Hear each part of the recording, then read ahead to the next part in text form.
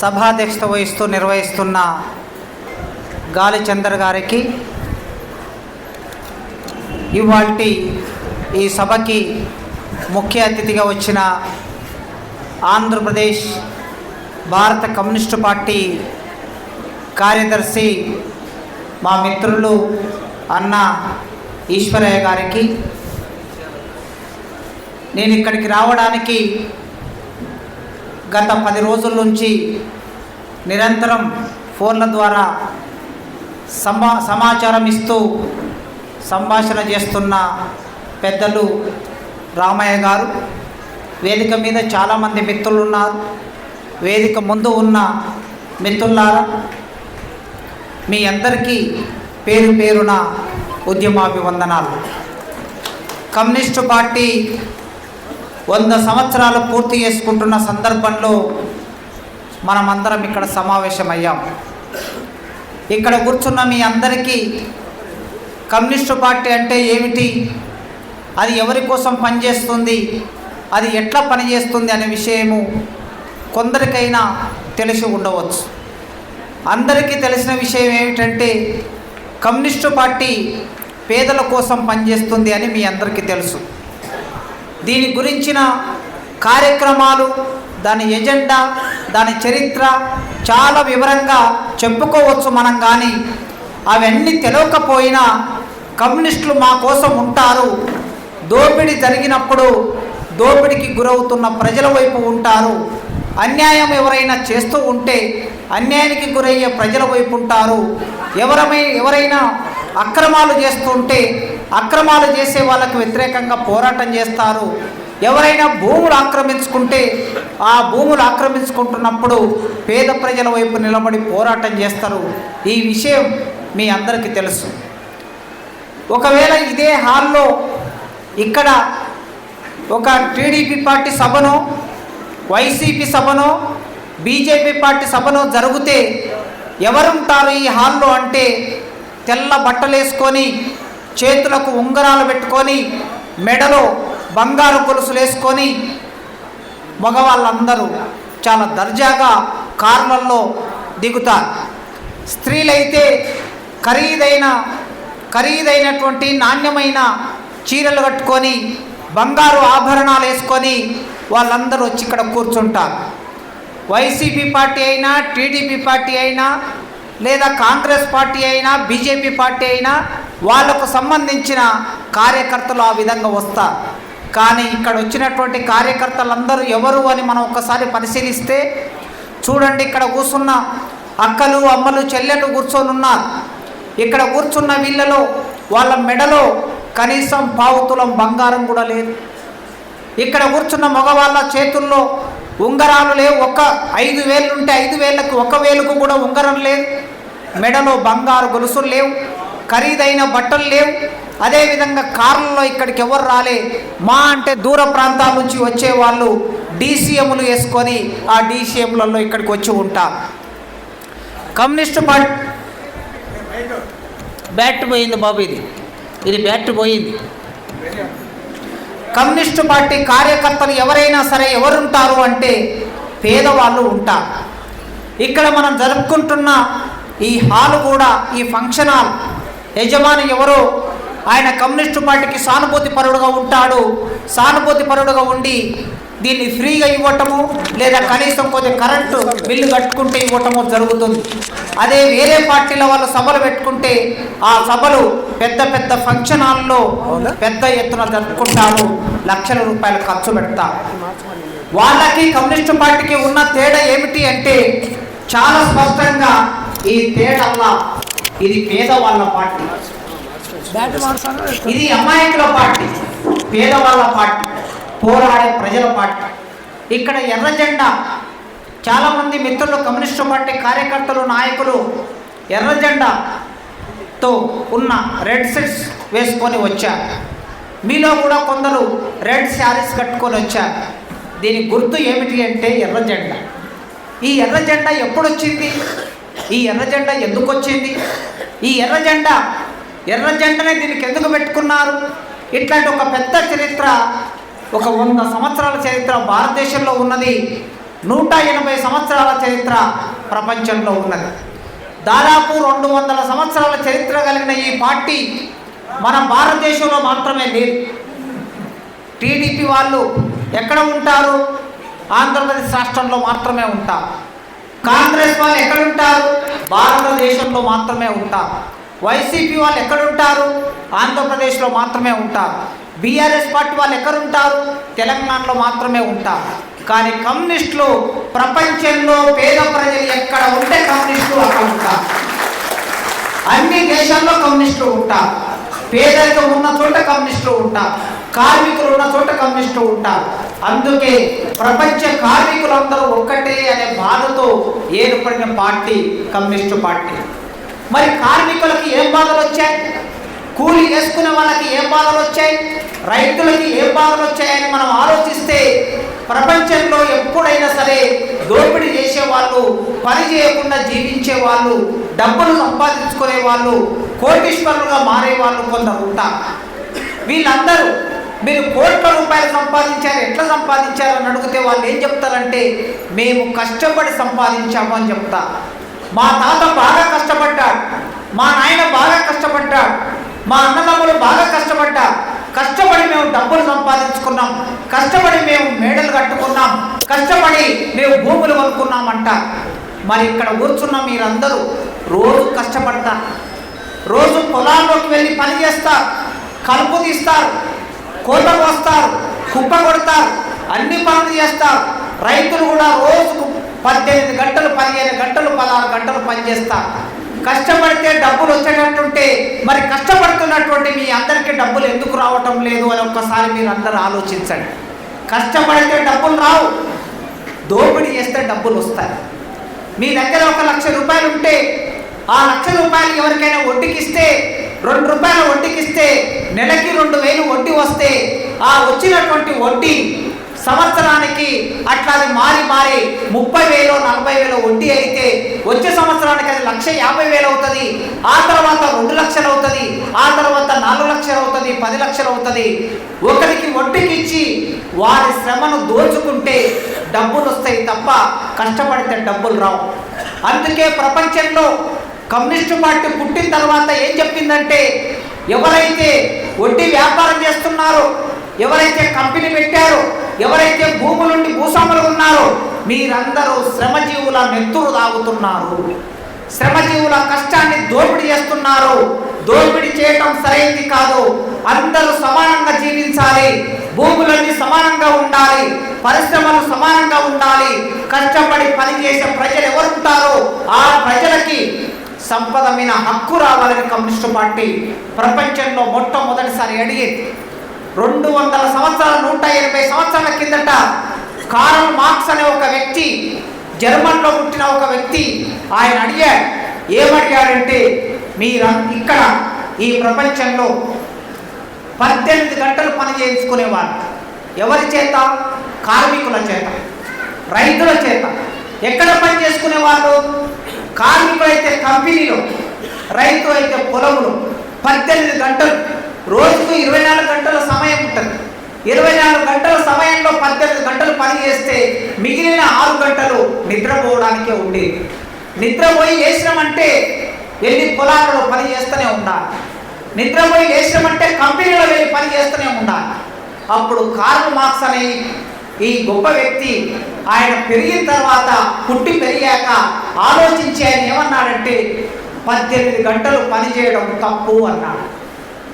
ఒక మనిషి కనీసం 8 గంటలు నిద్రపోవాలి.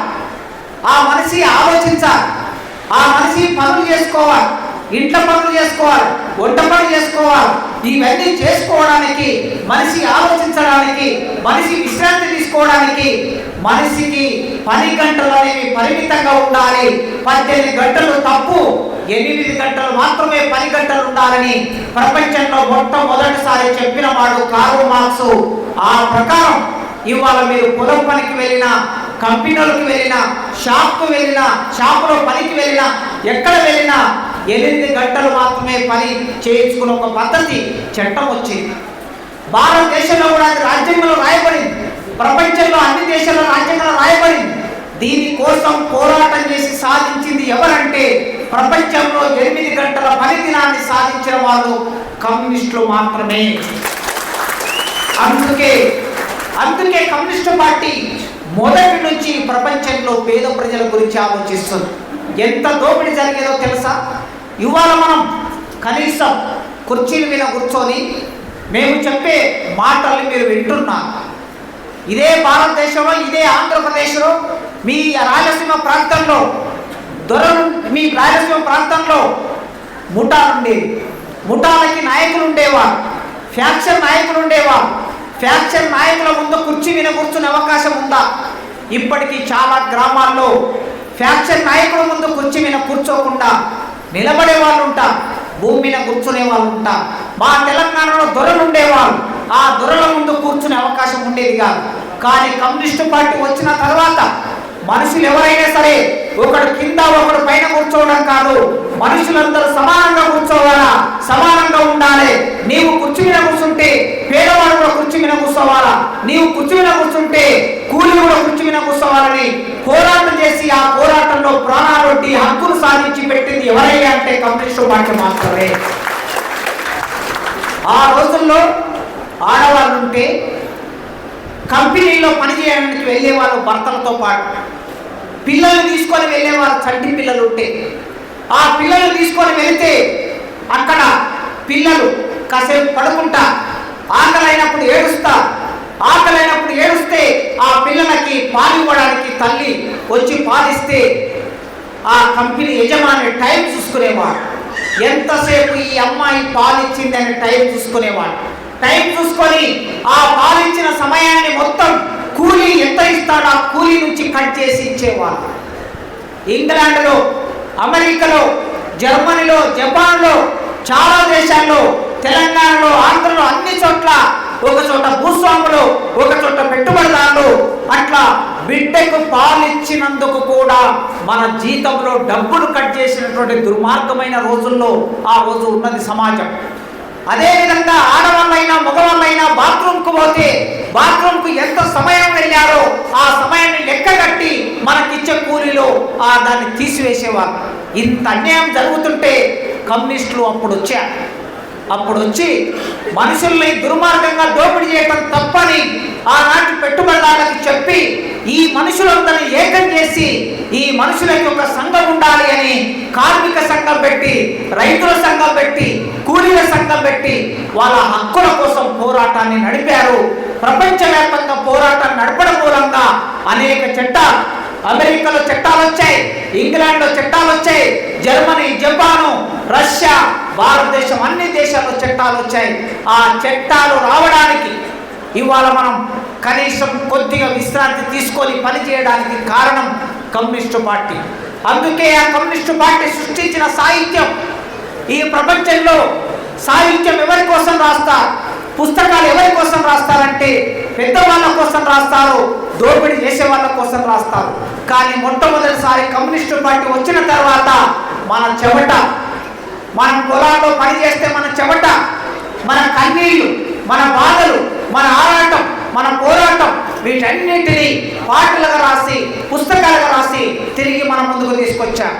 మీ అందరికీ తెలుసు, ఎర్రజెండ నీయలు, ఎర్రనిది జెండ నీయలు, ఎర్రజెండ నీయలు, ఎర్రనిది జెండ నీయలు, పేదల పాలిట ఎనీయలు, మరి పెన్నిది జెండ నీయలు, తూర్పు దిక్కున ఎనీయలు, మన అన్నలు ఒడిశారు ఎనీయలు, ఒరిగిన అన్నలకి నీయలు, ఎర్రని దండాలెనీయలు, ఎర్రజెండల జెండ నీయలు, ఎర్రనిది జెండ నీయలు. ఈ జెండా, ఈ అమరులు ఎందుకోసం వచ్చారంటే పొలాలలో పనిచేస్తే మనకి మంచి జీవితం కావాలని వచ్చారు, మనకి మంచి సంతోషకరమైన వాతావరణం ఉండాలని వచ్చారు, సమానమైన హక్కులు ఉండాలని వచ్చారు. ఆ హక్కుల కోసం పోరాటం చేసిన కమ్యూనిస్టు పార్టీ భారతదేశంలో కూడా ఏర్పడి ఇప్పటికి 100 సంవత్సరాలు అయింది. ఎవరైనా సరే ఒక మనిషి పుట్టిన తర్వాత ఆ మనిషిని, ఆయన చరిత్రని లేదా ఆమె చరిత్రని మనం ఎట్లా లెక్క కడతాం? వయసును బట్టి లెక్క కడతాం. ఈ అబ్బాయి వయసు ఎంత, ఈ అమ్మాయి వయసు ఎంత అంటే 20 ఏళ్ళు, 5 ఏళ్ళు, 30 ఏళ్ళు, 50 ఏళ్ళు అని చెప్తాం. అదేవిధంగా కమ్యూనిస్టు పార్టీ కూడా ఒక చరిత్ర ఉన్నది. భారతదేశంలో కాంగ్రెస్ పార్టీ ఎప్పుడు పుట్టిందంటే 1885లో పుట్టిందని చెప్తారు. కాంగ్రెస్ పార్టీ పుట్టి 150 ఏళ్ళు అయ్యింది. మరి కమ్యూనిస్టు పార్టీ కాంగ్రెస్ పార్టీ పుట్టిన తర్వాత ఈ దేశంలో పుట్టిన రెండో పెద్ద పార్టీ కమ్యూనిస్టు పార్టీ మాత్రమే. ఆ కమ్యూనిస్టు పార్టీ పుట్టి ఇవాటికి ఎన్ని రోజులు అయిందంటే 100 సంవత్సరాలు అయ్యింది. ఈ 100 సంవత్సరాల కాలంలో కమ్యూనిస్టు పార్టీ భారతదేశంలో అనేక మార్పులు తీసుకొచ్చింది. ఎన్ని మార్పులు తీసుకొచ్చిందంటే మన దేశంలో ముఖ్యంగా కులము అనే ఒక దుర్మార్గమైన ఒక చట్టం అమలవుతూ ఉంటుంది. ఈ కులం అనేది ఎట్లా పుట్టింది, ఎవరు పుట్టించారు, ఈ కులపరమైన దోపిడీ ఎట్లా జరుగుతుంటది అనే విషయాన్ని గమనించి వాళ్ళకి అండగా నిలబడింది కమ్యూనిస్టు పార్టీ. ఊరికి దూరంగా మాలమాదిగలు ఉంటారు. ఏం చేశారు? వాళ్ళని గుడిలోకి రానివ్వరు, వాళ్ళని బడిలోకి రానివ్వరు, వాళ్ళకి సంపద మీద హక్కు ఉండదు, వాళ్ళకి భూమి ఉండదు, వాళ్ళకి ఆయుధాన్ని పట్టుకోనివ్వరు, వాళ్ళని అధికారంలోకి రానివ్వరు, ఊరికి దూరంగా ఉంచుతారు. మాలమాదిగలంట వాళ్ళ మీద దాడి చేస్తుంటారు. వాళ్ళని చంపినా కొట్టినా తిట్టినా ఏం చేసినా ఎవరు పట్టించుకోరు. ఆ విధంగా మీ దగ్గర ఫ్యాక్షన్ నాయకులు మా తెలంగాణలో దొరలు దోపిడీ చేసి మాలమాదిగల్ని అణిచివేస్తుంటే అప్పుడు కమ్యూనిస్టు పార్టీ మాలమాదిగల ఇళ్లలోకి వచ్చింది. మాలమాదిగలు కూడా మనుషులే కదా, నీకు 2 కళ్ళు, ఒక బ్రాహ్మణుడైనా, ఒక రెడ్డైనా, ఒక వెలమైనా, ఒక కాపైనా, ఒక కమ్మైనా, ఎవరైనా సరే నీకు 2 కళ్ళు ఉన్నాయి. మాలమాదిగల్లో కూడా 2 కళ్ళే ఉన్నాయి. నీకు 2 చేతులు ఉన్నాయి, మాలమాదిగల్లో కూడా 2 చేతులే ఉన్నాయి. నీ శరీరంలో రక్తం ప్రవహిస్తుంది, అది ఎర్రగా ఉన్నది. మాలమాదిగల్లో కూడా రక్తం ఎర్రగానే ఉన్నది. మాలమాదిగలు అనే వాళ్ళ రక్తం నల్లగా లేదు. అందుకోసమే మాలమాదిగలు కూడా మనుషులే అని చెప్పినటువంటి మొట్టమొదటి పార్టీ భారతదేశంలో కమ్యూనిస్టు పార్టీ. ఆ రోజుల్లో ఈ చైతన్యాన్ని కమ్యూనిస్టు పార్టీ కలిగించింది. తెలంగాణ ప్రాంతంలో, ఆంధ్ర ప్రాంతంలో, దేశవ్యాప్తంగా వాళ్లకు విద్య అందాలని, వాళ్లకు హక్కులు రావాలని, వాళ్లకు భూములు అందాలని పోరాటం చేసి ఆ భూములు అందించిన పార్టీ కమ్యూనిస్టు పార్టీ. అంత మాత్రమే కాదు, ఆ కులాలు, కింది కులాలు మాలమాదిగలే కాదు, కుమ్మరోళ్ళు, కమ్మరోళ్ళు, చేనేత కార్మికులు, సాలెళ్ళు, గొల్లొళ్ళు, కురుమళ్ళు, యాదవులు, అనేక కులాలు ఉంటాయి. వీటిని బీసీ కులాలు అంటాం. ఈ బీసీ కులాలు కూడా వృత్తులు చేసుకొని బతుకుతారు. కుమ్మరోళ్ళు కుండలు చేస్తారు, పద్మశాలీలు బట్టలు వేస్తారు, గౌళ్ళు కళ్ళు తీస్తారు, యాదవులు గొర్రెలు కాస్తారు. ఈ మనుషులందరూ వీళ్ళు కూడా మనుషులే కదా, వీళ్ళు ఎప్పుడు వృత్తులు చేసుకుంటానే ఎందుకు ఉండాలి? వీళ్ళకి భూములు ఎందుకు లేవు? వీళ్ళకి సమాజంలో గౌరవం ఎందుకు లేదు?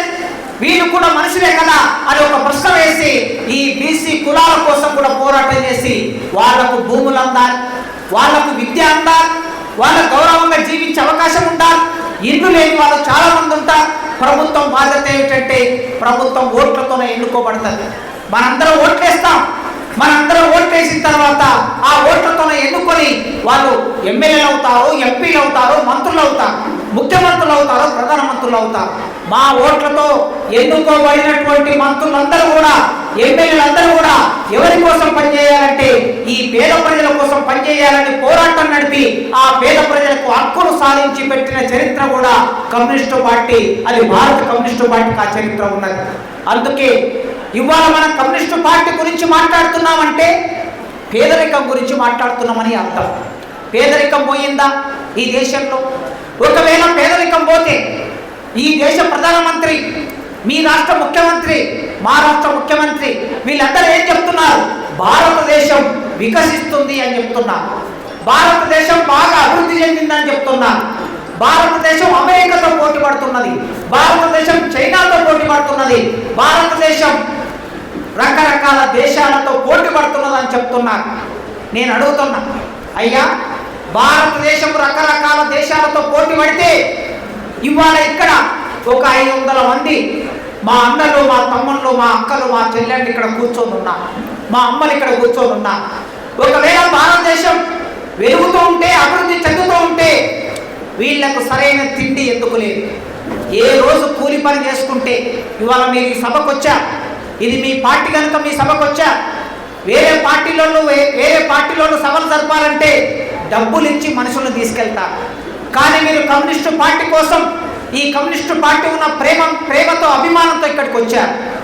ఒకరోజు ఇక్కడికి వచ్చారంటే మీరు ఒకరోజు కూలి చేసుకోవటం అనేది కోల్పోయారు. కూలి చేసుకుంటే తప్ప మీ కుటుంబాలు గడువు.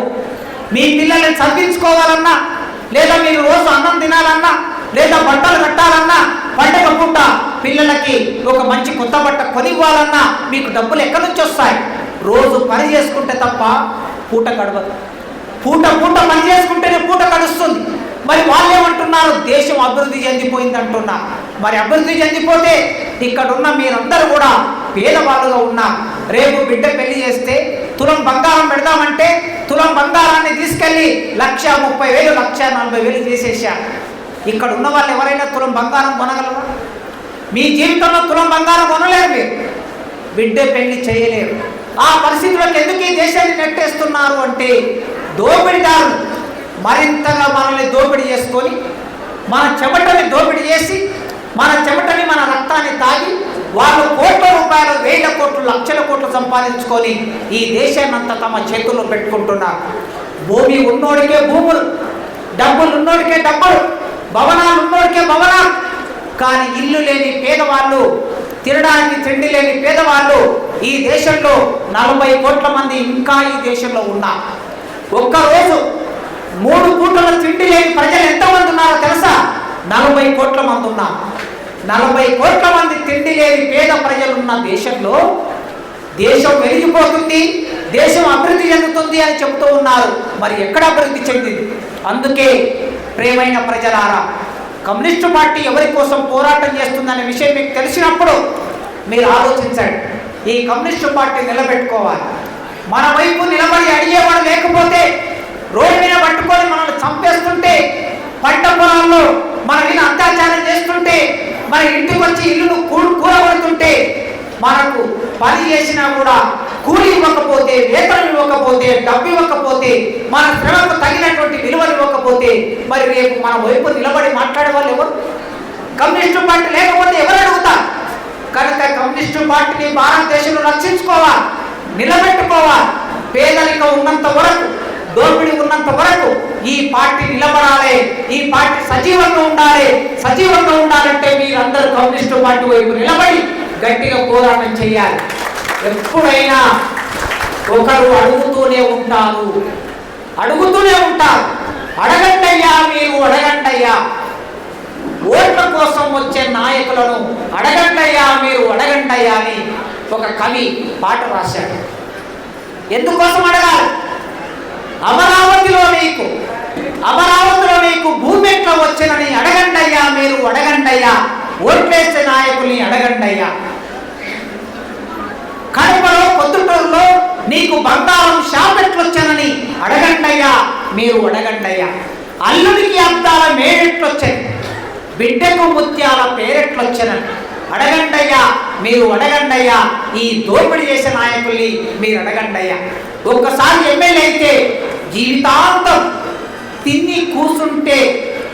కూర్చొని తింటే కరగనటువంటి డబ్బు నీకు ఎట్లొస్తుంది ఒక్కసారికి? ఇది అడగాలి. ఈ ప్రశ్న అడగాలంటే మీకు నాయకత్వం వహించే కమ్యూనిస్టు పార్టీ ఉండాలి. ఆ కమ్యూనిస్టు పార్టీ ఉంటేనే మనం అడగగలుగుతాం. లేకపోతే అందరు దొంగలే, ఎవరికి ఏమీ తక్కువ కాదు.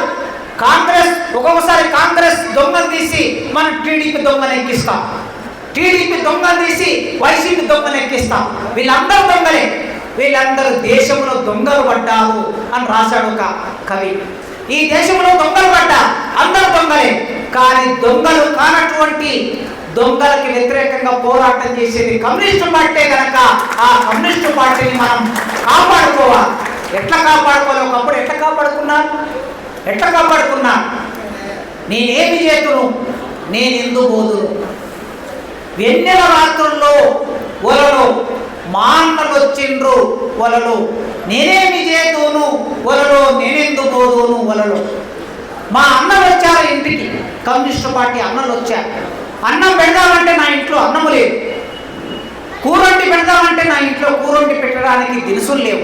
ఏమి చెయ్యాలి అని ఆ రోజు అంత బాధపడినటువంటి ఆ తల్లులు, ఆ తండ్రులు కమ్యూనిస్టు పార్టీని ఆదరించారు, కాపాడుకున్నారు.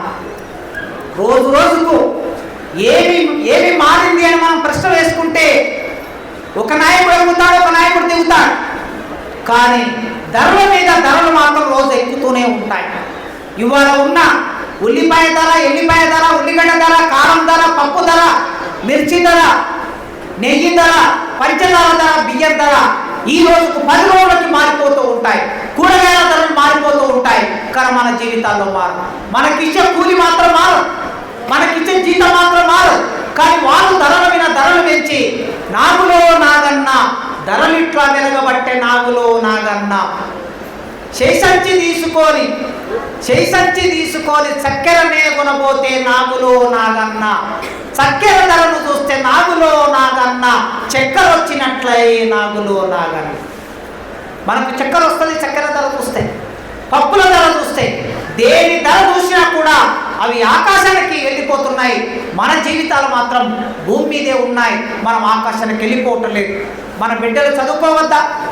నాణ్యమైన విద్య మన బిడ్డలు చదువుకోవాలంటే ప్రభుత్వం స్కూళ్ళు పెట్టాలి, ప్రభుత్వం కాలేజీలు పెట్టాలి, ప్రభుత్వం యూనివర్సిటీ పెట్టాలి. కానీ మొత్తం విద్యనంతా ప్రైవేటు పరం చేసుకుంటూ పోతున్నారు. మీ రాష్ట్రంలో ముఖ్యమంత్రి గారు చంద్రబాబు నాయుడు గారు ఆంధ్రప్రదేశ్ రాష్ట్రానికి, అంటే ఉమ్మడి ఆంధ్రప్రదేశ్ రాష్ట్రానికి తెలంగాణ ఆంధ్ర కలిసి ఉన్నప్పుడు ముఖ్యమంత్రిగా ఉన్నాడు.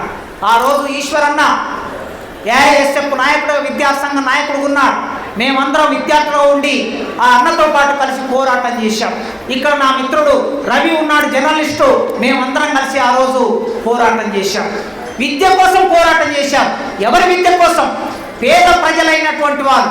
మన తాతలు చదువుకోలేదు, మన ముత్తాతలు చదువుకోలేదు, కనీసం మన పిల్లలైనా చదివించుకుందామని. మా నాయన చదువుకోలేదు, మా తాత చదువుకోలేదు. నన్ను చదివించారు, కష్టపడి చదివించారు, కూలి చేసి చదివించారు. ఇవాళ నేను ప్రొఫెసర్ని కాగలిగిన, ఇవాళ మీ దగ్గరకు వచ్చి మాట్లాడగలుగుతున్నా. ఎక్కడో నల్లమల్ల అడవుల్లో మీ దగ్గర, మీ పక్కనున్న పాలమూరు జిల్లాలో పుట్టినటువంటి నేను, ఒక మాదిగ గూడెంలో పుట్టినటువంటి నేను మీతో మాట్లాడగలుగుతున్నానంటే ఎట్లా సాధ్యమైంది? నేను చదువుకున్న గనక, జ్ఞానం ఉంది గనక మీతో మాట్లాడగలుగుతున్నా. మరి మీరు మీ పిల్లల్ని చదివించుకోవాలి కదా? మీ పిల్లల్ని చదివించుకోవాలా? కలెక్టర్లు చేయాలి, ప్రొఫెసర్లు చేయాలంటే మరి ఎట్లా చదివించుకోవాలి? చదివించుకోవాలంటే ప్రైవేట్ స్కూల్ తీసుకొచ్చింది. వాళ్ళు ప్రైవేట్ స్కూల్లోకి పెట్టాలంటే 50,000, 60,000, 70,000, ₹1,00,000, 2 లక్షలు ఫీజు కట్టాలి. ఎక్కడి నుంచి తెచ్చి కడతారు మీ పిల్లలకి డబ్బులు? మీరు కట్టలేరు కనుక ఏం చేస్తారు? మీ పిల్లల్ని పొలాలకు పంపిస్తారు పని చేయమని, లేదంటే షాపులలో పని చేయమని పంపిస్తారు. అదే గవర్నమెంట్ స్కూల్ ఉంటే, ఆ స్కూల్లో టీచర్లు ఉంటే, గవర్నమెంట్ కాలేజ్ ఉంటే, ఆ కాలేజీలో లెక్చరర్లు ఉంటే, అక్కడ ఉచితంగా వెళ్ళి మన పిల్లలు చదువుకుంటే, మేమందరం ఉచితంగా చదువుకున్నాం, గవర్నమెంట్ స్కూళ్ళలో చదువుకున్నాం, గవర్నమెంట్ కాలేజీలో చదువుకున్నాం కనుక మా తల్లిదండ్రులు చదివించగలిగారు. లేకపోతే డబ్బులు పెడితే నన్ను కూడా చదివించలేరు మా తల్లిదండ్రులు. అందుకే ఆ రోజు ఈశ్వరన్న ఏఎస్ఎఫ్ఐ నాయకుడిగా చంద్రబాబు నాయుడు ప్రైవేటీకరణ, విద్యారంగంలో ప్రైవేటీకరణ తీసుకొచ్చినటువంటి మొట్టమొదటి వ్యక్తి ఆయనే. మొత్తం విద్యనంతా అమ్మేశా, ప్రైవేట్ వాళ్ళకి అమ్మేసి మీరు వ్యాపారం చేసుకోండి, ప్రజల దగ్గర డబ్బులు దోసుకోండి అని చెప్పి ఆయన విధానం తీసుకొస్తే, విజన్ 2020 తీసుకొస్తే దానికి వ్యతిరేకంగా ఆ రోజు విద్యార్థి సంఘ నాయకులకు పోరాటం చేసిన ఈశ్వరన్న ఇవాళ సిపిఐ పార్టీకి ప్రధాన కార్యదర్శిగా రాష్ట్ర నాయకుడిగా ఉన్నారు. రాష్ట్ర నాయకుడు ఉన్నాడు కనుక యువకుడైనటువంటి ఆయన నాయకత్వంలో తెలంగాణ, ఆంధ్రప్రదేశ్ రాష్ట్రం అంతా అటువైపు తెలంగాణ కమ్యూనిస్టు పార్టీ అభివృద్ధి కావాలి. కమ్యూనిస్టు పార్టీ అభివృద్ధి అవుతేనే అది ఓట్లలో పాల్గొంటుంది, అది పోరాటం చేస్తుంది. మరి పోరాటం చేసినప్పుడు ఈ రోజు పరిస్థితి ఎట్లా ఉందంటే, ఒకవైపు పోరాటాలు జరగవలసిందే. కానీ దేశంలో ఎట్లా గుర్తిస్తున్నారంటే, నీ పార్టీకి ఓట్లు ఎన్ని వచ్చినాయి, పార్టీకి మద్దతు ఉందా లేదా అని చెప్పాలంటే నీ పార్టీకి ఓట్లు ఎన్ని వచ్చినాయి, ఎంపీటీసీలు ఎంతమంది, సర్పంచులు ఎంతమంది, జడ్పీటీసీలు ఎంతమంది, ఎమ్మెల్యేలు ఎంతమంది, ఎంపీలు ఎంతమంది. ఉమ్మడి ఆంధ్రప్రదేశ్ రాష్ట్రంలో ఒక 20 ఏళ్ల కిందట 60 మంది కమ్యూనిస్టు పార్టీ ఎమ్మెల్యేలు ఉండేవాళ్ళు అసెంబ్లీ. నేను చూడగా 45 మంది ఎమ్మెల్యేలు ఉన్నారు. సిపిఐ తరఫున 20 మంది ఎమ్మెల్యేలు ఉన్నారు ఆంధ్రప్రదేశ్ రాష్ట్రంలో. ఎమ్మెల్యేలు అక్కడ ఉన్నారు కనుక ఏం జరిగేదో తెలుసా? ప్రభుత్వం ఏదైనా కూలీలకు వ్యతిరేకంగా, కార్మికులకు వ్యతిరేకంగా, రైతులకు వ్యతిరేకంగా ఏదైనా ప్రభుత్వం చట్టం తీసుకొస్తే ఆ చట్టానికి వ్యతిరేకంగా మొత్తం అసెంబ్లీని దిగ్బంధం చేసి, పోరాటం చేసి ఆ చట్టాన్ని ఆపివేయగలిగే వాళ్ళు ఆ రోజుల్లో కమ్యూనిస్టులు. ఇవాళ ఎమ్మెల్యే లేదు, ఆంధ్రప్రదేశ్ నుంచి ఎమ్మెల్యే లేదు, తెలంగాణలో ఒక ఎమ్మెల్యే మాత్రమే ఉన్నాడు. అట్లా చూసుకుంటే పార్లమెంట్లో ఎంపీలు కూడా చాలా తక్కువ సంఖ్యలో ఉన్నారు. అందుకోసమే దేశవ్యాప్తంగా ఒకవైపు మతం పేరు మీద ఒకడొస్తాడు, కులం పేరు మీద ఒకడొస్తాడు, రకరకాల పేర్లు చెప్పి మనల్ని దోపిడీ చేయడానికి వచ్చే ఈ నాయకులు మన జీవితాల్లో మార్పు తీసుకురాలేరు. కమ్యూనిస్టు పార్టీ మాత్రమే మన జీవితాల్లో మార్పు తీసుకొస్తుంది కనుక ఆ కమ్యూనిస్టు పార్టీ నాయకత్వంలో అందరూ సమానంగా ఉండాలి. మనుషులందరూ సమానంగా, అందరికీ భూములు ఉండాలి, అందరికీ సంపద ఉండాలి, అందరూ చదువుకోగలగాలి, అందరూ స్వేచ్ఛగా ఉండాలి, అందరికీ ఉద్యోగం ఉండాలి, అందరికీ గౌరవంగా జీవించే అవకాశం ఉండాలి. అలాంటి సమాజం రావాలంటే కమ్యూనిస్టు పార్టీ పోరాటం చేస్తేనే అలాంటి సమాజం వస్తుంది. అలాంటి సమాజం ప్రపంచంలో రాలేదా? వచ్చింది. కమ్యూనిస్టు పార్టీ పోరాటం చేసి సమానమైన సమాజాన్ని తీసుకొచ్చిన చరిత్ర ఈ పార్టీకి ఉన్నది. ఎక్కడ? రష్యాలో సమానమైన సమాజాన్ని నిర్మాణం చేసింది, చైనాలో నిర్మాణం చేసింది, క్యూబాలో నిర్మాణం చేసింది. రకరకాల దేశాల్లో ప్రపంచంలో కమ్యూనిస్టు సమానంగా జీవించే సమాజాలని, ప్రభుత్వాలను ఏర్పాటు చేసిన చరిత్ర కమ్యూనిస్టు పార్టీకి ఉన్నది. మన దేశంలో కూడా అందరూ సమానంగా జీవించే రోజు కోసం మనం అందరం కలగందాం. అట్లాంటి కళని మనం నిజం చేసుకోవాలంటే భారత కమ్యూనిస్టు పార్టీ 100 సంవత్సరాలైన సందర్భంగా మీరందరూ కమ్యూనిస్టు పార్టీని బలంగా తయారు చేయడానికి, పటిష్టంగా తయారు చేయడానికి కృషి చేయాలని, అందులో భాగస్వామ్యం కావాలని కోరుకుంటూ నాకు ఈ అవకాశం ఇచ్చిన మీ అందరికీ రెడ్ సల్యూట్ తెలియజేస్తూ ముగిస్తున్నాను.